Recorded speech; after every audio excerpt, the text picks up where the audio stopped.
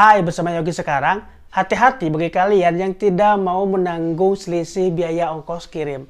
Bayangkan, 5 sampai dengan 10 ribu setiap produk yang kalian jual itu akan ada potongan dari Shopee secara otomatis. Kalau misalkan kalian sehari terjual sebanyak 50 produk, 10 kali 50 produk itu ada 500 ribu. Kalian akan sangat dirugikan karena setiap harinya akan dipotong sebanyak 500 ribu dari penghasilan kalian. Itu profit loh. Kenapa itu bisa terjadi? Mau tahu solusinya bagaimana? Kalian harus subscribe channel ini terlebih dahulu dan tonton video ini sampai selesai biar kalian tahu bagaimana mengatasinya.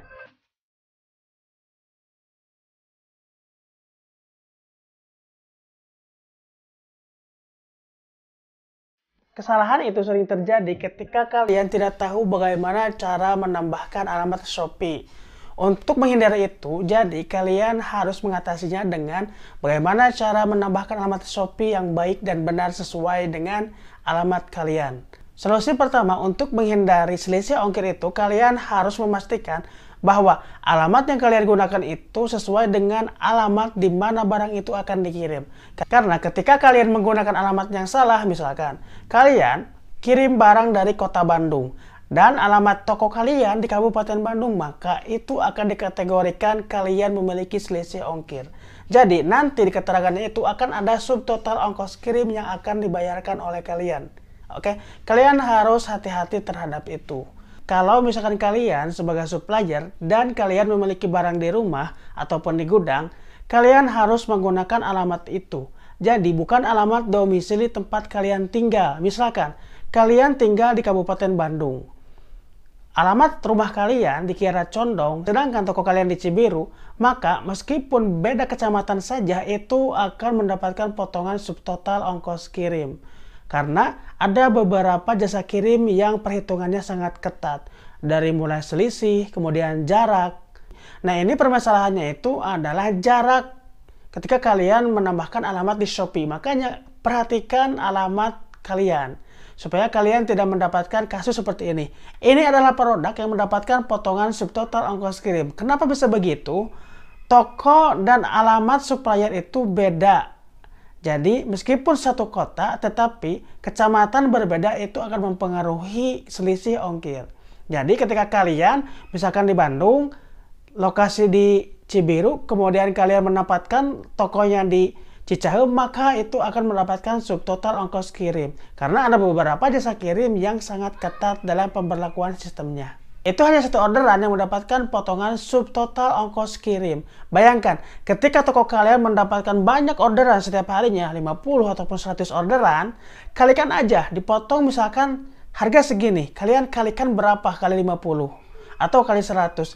Tentunya kalian akan sangat merasa rugi. Penghasilan yang harusnya masuk ke kantong kalian atau ke rekening kalian itu dipotong oleh Shopee dengan jumlah yang sangat besar. 500 ribu ataupun berapa yang jumlahnya ratusan itu sangat besar kalau misalkan hanya diberikan secara cuma-cuma kepada Shopee atas kesalahan yang kita lakukan karena salah mengisi alamat atau alamatnya tidak sesuai dengan alamat barang itu dikirim. Untuk menghindari kejadian seperti itu, silahkan kalian samakan alamat toko kalian dengan supplier ataupun dengan alamat barang itu dikirim. Itu adalah kerugian pertama ketika kalian salah dalam mengisi alamat. Apa kerugian selanjutnya? Ketika kalian mengaktifkan fitur COD, tentunya ketika orderan COD kalian gagal dan barangnya akan dikirimkan kembali, itu tidak akan sampai ke alamat kalian. Karena kenapa? Karena si kurir pasti bingung ketika mau mengirim balik alamatnya. Suka berdalih bahwa barangnya hilang ataupun sebagainya. Karena sering banyak terjadi terhadap seller-seller yang barangnya hilang karena COD. Meskipun itu bisa diklaim, tapi klaim tidak 100% akan bisa dikembalikan uangnya. Itu bergantung kemampuan kalian dalam mengajukan klaim.